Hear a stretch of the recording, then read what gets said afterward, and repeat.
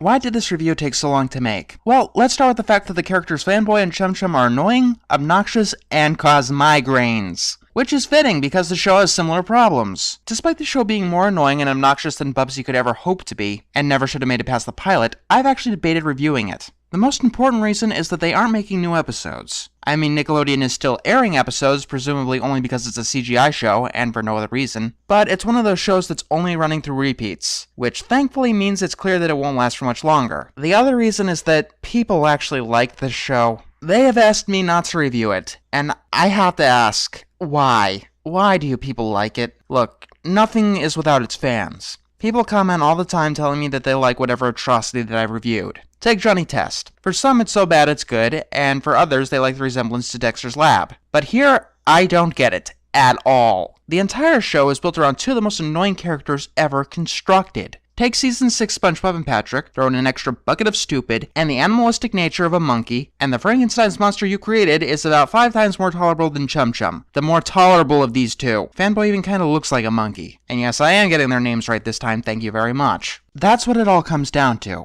If you can't make good characters, then no matter what plot you throw them into, it will inevitably be a disaster. Most of the worst cartoons of all time have failed on that principle alone. I am thoroughly convinced that the only reason that this show survived past its pilot is because Nickelodeon is filled with idiots and hacks! For me to show you in depth why this series fails is to take you through an episode. A prime example would be the episode Cold War. I'm warning you right now that the last Cold War was much more enjoyable than this piece of shit. At least the result of that was getting into space. There is no bright side here. Alright, I'm ready. Bring it on!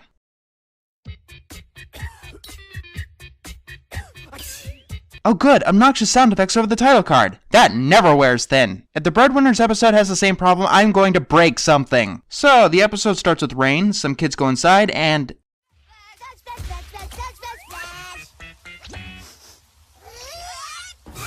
Hey, remember when kids shows had actual pacing? You know, where they took the time to set up the catalyst to the plot? Seemed like such a long time ago. Yeah, one of the biggest problems with the series is the pacing. There is none. Every plot is erratic and moves in seemingly random directions. So, essentially, this show is what the people who hate Adventure Time think that Adventure Time is. Obnoxious characters and random bullshit. So, since the idiots were idiots, they got sick. Look at the bright side. We may have colds, but at least we get to spend the day at home together, best hello mine. I'm actually surprised that that's not all they do. I'm also surprised that they've got jobs. No, I don't know what drugs the people were on to hire them. Let's think about this and why I have a problem with this. SpongeBob, even though he couldn't function in actual society, was hired at the Krusty Krab because he was an amazing fry cook. Mordecai and Rigby, although they're kinda lazy, were probably hired because it was a minimum wage job that didn't require too much effort. If you worked at a convenience store, would you hire obnoxious kids that dressed in costumes and wore their underwear on the outside? Oh, and for the record, I've never seen them do anything with the whole superhero concept. Because, you know, that might have actually been bearable. Now we're no work and all play. Is that really different than how they act in any other episode? But let's focus on this episode. I'm reviewing this particular episode. This episode on its own and why it's an atrocity of its own right. Fanboy and Chum do all of their activities and get bored really quickly. So they decide to watch TV. Unfortunately, the batteries in their death ray laser are dead. That's seriously supposed to be a TV remote. Looks like the control for an RC car. So anyway, one of them are going to have to get up and change the channel on the television. But apparently they're too lazy to do this. And that slowly turns them against each other. This is supposedly out of character. But beyond being obnoxious as all hell, Fanboy and Chum don't really have any character. Let's go back to SpongeBob. He has a specific job, with his own specific skill level, his own specific hobby, and his own specific talents. He is, or was, a fully realized character. Since Fanboy and Chum are pretty much the same character, what's their favorite hobby? Annoying people! Whatever they do, it always comes down to annoying people. What are they talented at? Annoying people! What do they do at their job? Annoy people! Could this work as a show? Yes, if the show is constantly about abusing them, instead of vice versa. Do you think that either of these guys ever get comeuppance for being the devil's anus? Nope, even when the show turns them against each other. So they turn on each other and start sneezing at each other. If I'd have done it on purpose, I would have done this.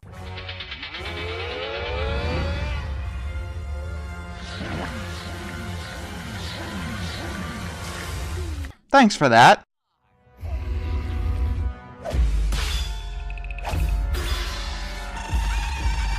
I thought they were sick. You know, sneezing, headache, low energy. I mean, they were kinda sick just a second ago. All of a sudden, there's a ring at the door. This is Kyle. He's Squidward, but a wizard. Yeah, that's pretty much it. He's Squidward except a wizard. And yes, I would say that he was the coolest part of the show, and the only reason to watch it if the writers didn't use him as an excuse to throw out any and all logic. I got caught outside in the rain, which as you know is like acid to wizards.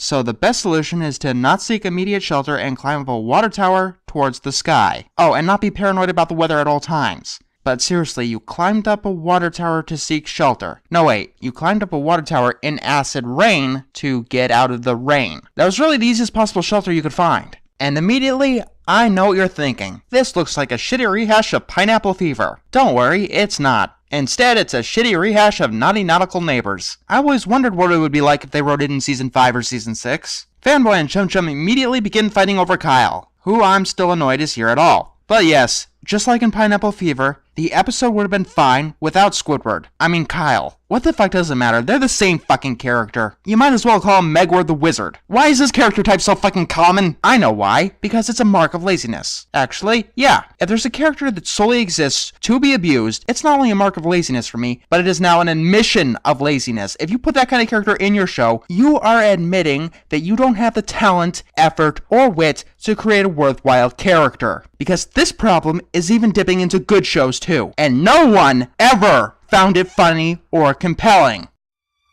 Right, this is a momentous decision. Who shall gain the privilege of being my best friend and playing with me?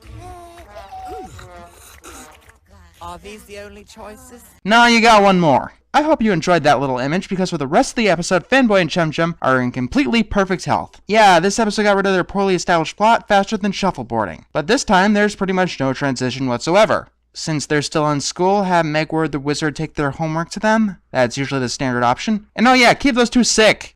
So, what do you want to do first? You want to play Dead Arm, Charlie Horse, Ices, Oopsies?